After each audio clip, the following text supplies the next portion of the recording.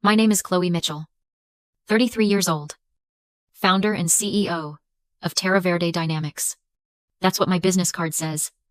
To the architectural world, I'm a visionary. But to my parents, Richard and Cynthia Mitchell, titans of San Francisco's old money real estate, I'm just the family's greatest failure. In 10 minutes, they are walking into my headquarters with Arthur Vance, their largest ever client, to pitch him a new sustainable headquarters. They think they're meeting a niche green vendor to consult on their project. They have no idea I own the company. I can see my mother, Cynthia, through the glass of the lobby, already clutching her high-tech portfolio tablet. She never goes anywhere without it. I have a feeling it will not survive the next 10 minutes. Before I tell you what happens next, drop a comment and let me know where you're watching from. I'd love to see who's part of this story. I grew up in a world of glass and steel, in a penthouse overlooking the San Francisco financial district. Our family name, Mitchell Hale Properties, wasn't just a business. It was a dynasty. Our home was immaculate, filled with expensive art and minimalist furniture that looked impressive, but was terribly uncomfortable. It was a place for hosting, not for living.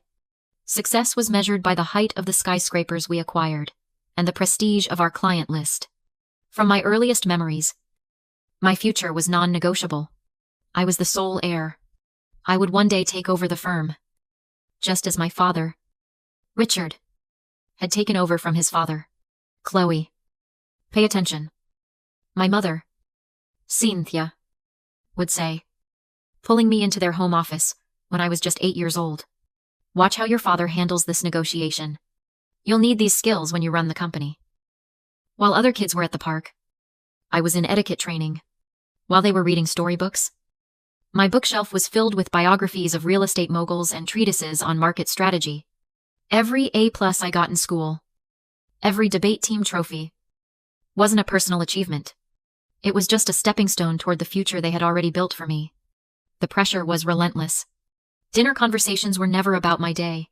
They were about zoning laws, market projections, and leveraging assets. But my passion wasn't in the cold, hard numbers. It wasn't in the steel and glass boxes they built. It was in how they could be built. I still remember the first time I saw a diagram of a termite mound. A massive, self-cooling, self-sustaining structure built by nature. I was obsessed. I started checking out books on biomimicry and sustainable design from the school library. Hiding them under my mattress or behind the heavy business textbooks my parents forced on me. I filled journals with sketches of buildings that could breathe, that recycled their own water, that were covered in living green walls. I tried to share it.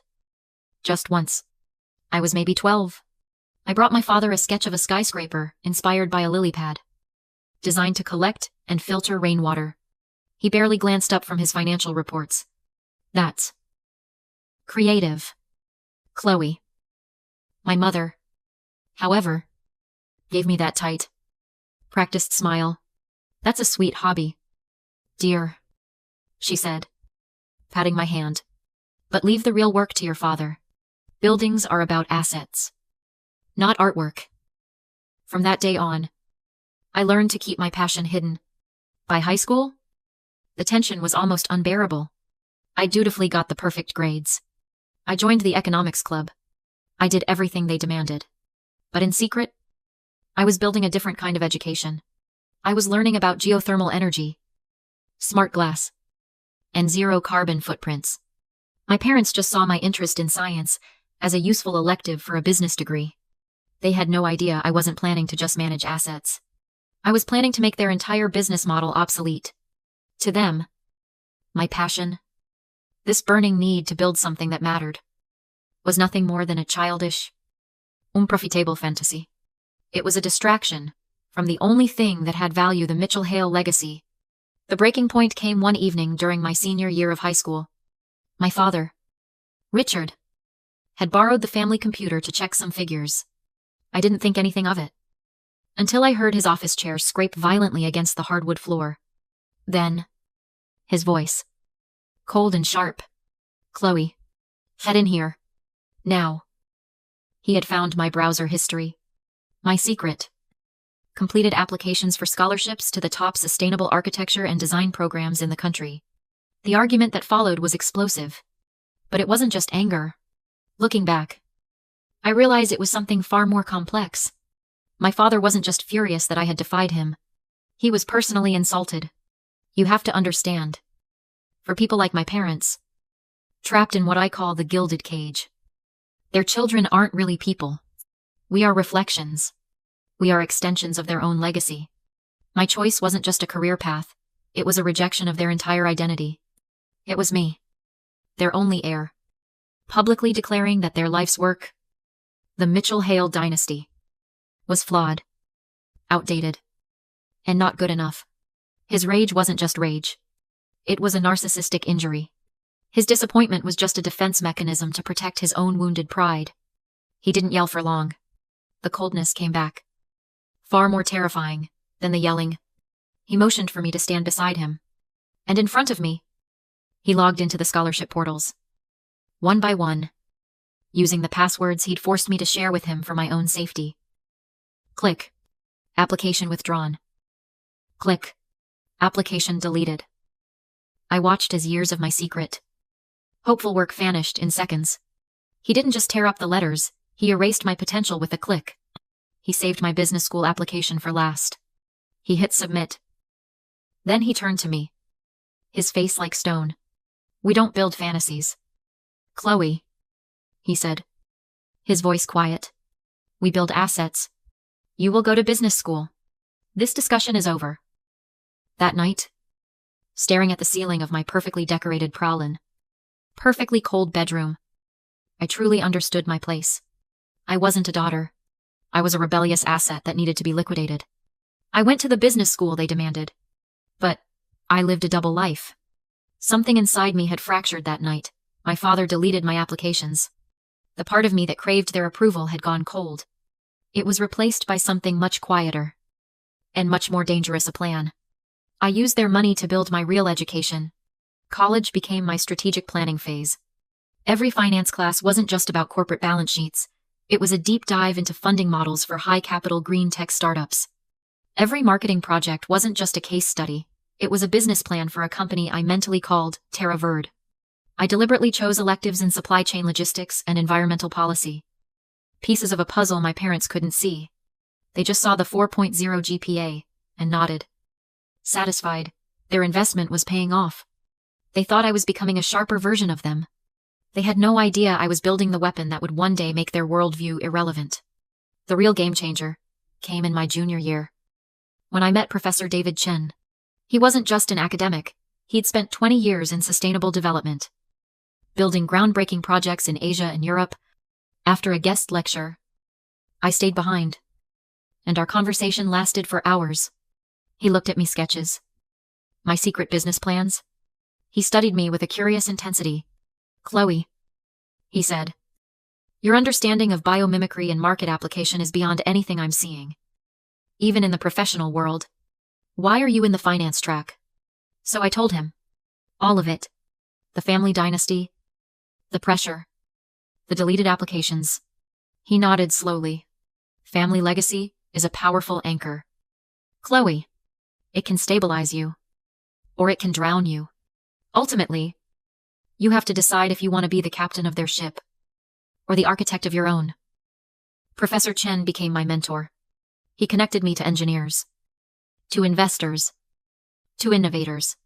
By the time I graduated, summa cum laude, just as they demanded, I didn't just have a business degree.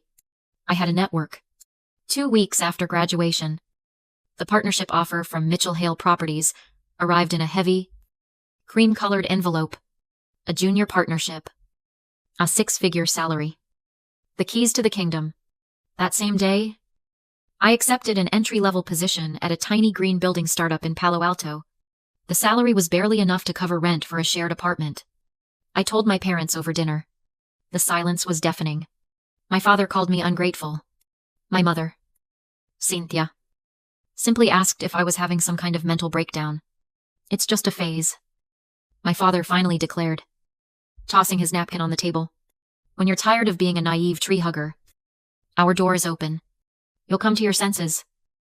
I moved out that weekend. My father didn't help me carry a single box. My mother called me a naive tree hugger. My father told me not to come home until I was serious about life. So I didn't. For the next few years, I basically disappeared. I lived on coffee and determination. I spent years in that small startup, learning the industry from the ground up. Not just the theory. I learned about supply chains, material sourcing, and the brutal realities of construction zoning. I saved every single penny. I combined my life savings, $150,000, with a $900,000 angel investment from my very first client, a tech CEO who was tired of building glass boxes and believed in my vision. With $1.05 million, Terra Verde Dynamics was born. The first 2 years were brutal. I mean, truly, soul-crushingly hard. We nearly went bankrupt. Twice. The first time, a major materials supplier pulled out, spooked by my inexperience. The second time, a recession hit, and sustainable building was the first luxury to get cut from corporate budgets. I worked 18-hour days. I slept on a couch in our tiny Palo Alto office for 3 months straight. But we survived. We innovated. We proved that green building wasn't just a fantasy, it was cheaper, more efficient, and more desirable than the old way. Today, Terra Verde Dynamics is a 9-figure company. We are the leading name in sustainable corporate architecture. Our designs are winning global awards. We have a waiting list of clients. And you know the crazy part. After all that, a part of me still wanted their approval. It's confusing, isn't it? Why would a person who built a $100 million company from nothing still care about the opinion of the very people who tried to stop her? It's a psychological concept I learned about in therapy, the ghost in the room. Or the approval trap. When you grow up with parents who only give you conditional approval, what's called intermittent reinforcement, it builds a powerful, lifelong subconscious drive to finally win. To heal that original wound. You're not seeking approval for the person you are, you're seeking it for the child who was told they weren't good enough. My 9-figure success. My awards. My headquarters. It all felt somehow incomplete. Because that ghost was still in the room. Waiting for my father to finally say, "You did it." So I tried. I sent them an article from an architecture magazine that featured me on the cover, calling me an innovator to watch. My father sent back a 1-line email. A lot of magazines are desperate for content these days. I invited them to the grand opening of our new headquarters. The living lab I'd designed from the ground up. They declined. They had a prior engagement at their country club. The last time I saw them was at a family gathering. A cousin's wedding. My mother, Cynthia, was holding court with some of her friends. She gestured me over. "Oh, and this is Chloe," she said, with that tight, dismissive smile. "She's still doing that green thing. It's nice you're still employed as a glorified recycling blogger." A glorified recycling blogger. That's what my 9-figure company meant to her. That was the last time I tried. I finally, truly, let go. I accepted that I would never get their approval. Because their approval was never actually about me. It was about them. Which brings us full circle to today. Which brings us back to today. Right now. I'm standing just out of sight. In the alcove beside the main entrance of my headquarters. This living lab of sustainable tech. I can see the black sedan pulling up to the curb. My heart isn't pounding. It's perfectly, terrifyingly still. The door opens. My father, Richard, steps out first, adjusting the cuffs on his expensive suit. Then my mother, Cynthia, elegant as ever, smoothing her skirt. And finally, Arthur Vance, a tall man with a sharp, intelligent face, the CEO of Vance Global. My team, who I've simply told is preparing for a major new client, is ready, but I've asked them to hang back for just a moment. This, I have to do myself.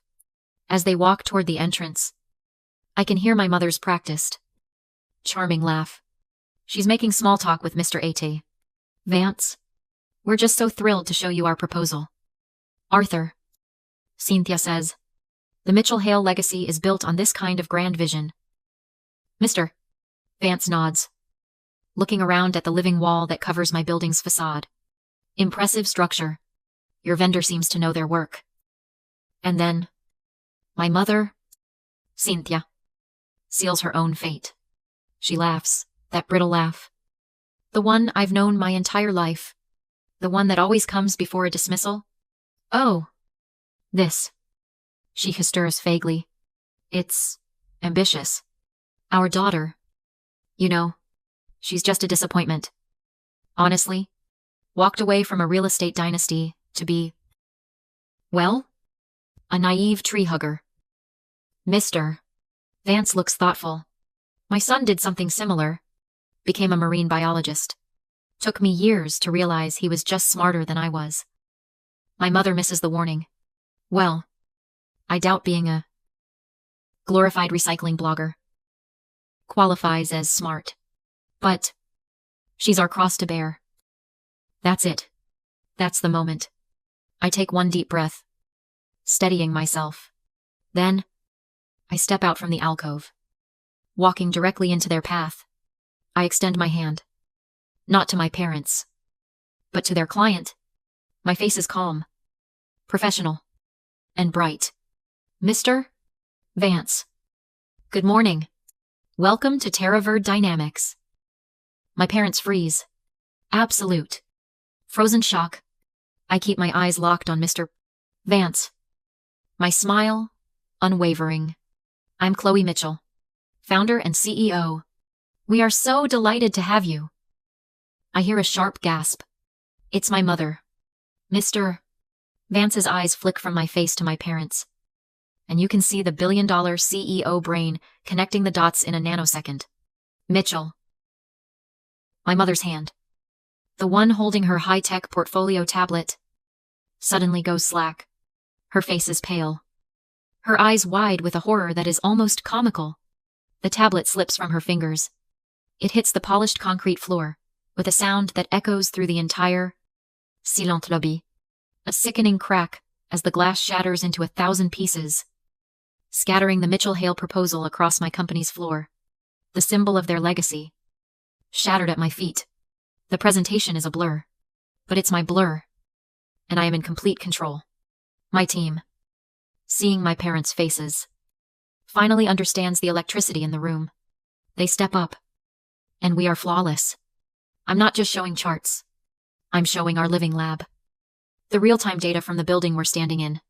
I'm showing the water recycling systems, the geothermal cooling, the patented smart glass that tints with the sun, cutting energy costs by 60%. My parents are silent. Utterly. Completely silent.